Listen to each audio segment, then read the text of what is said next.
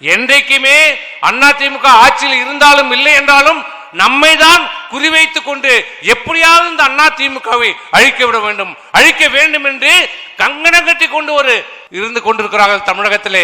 இதிலே எதிரி திமுக மட்டுமில்ல, துரோகிகள் மட்டுமில்ல, நம்மோடு உறவாடி கொண்டிருக்கிறவர்களும் இதிலே இருக்கிறார்கள். எதிரி நமக்கு யார் என்று தெரியும், கருணாநிதி ஸ்டாலின் நம்முடைய எதிரி, நம்முடைய துரோகி யார் என்று தெரியும். ஆனால் நம்மோடு உறவாடி நம்மை கெடுப்பவர்களிடம் தான் நாம் ஜாக்கிரதையாக இருக்க வேண்டும். சில அரசியல் புரோக்கர்கள் இருக்கிறார்கள், அவர்களிடம் நாம் ஜாக்கிரதையாக இருக்க வேண்டும். அவர்களை நாம் இனம் கண்டு கொள்ள வேண்டும்.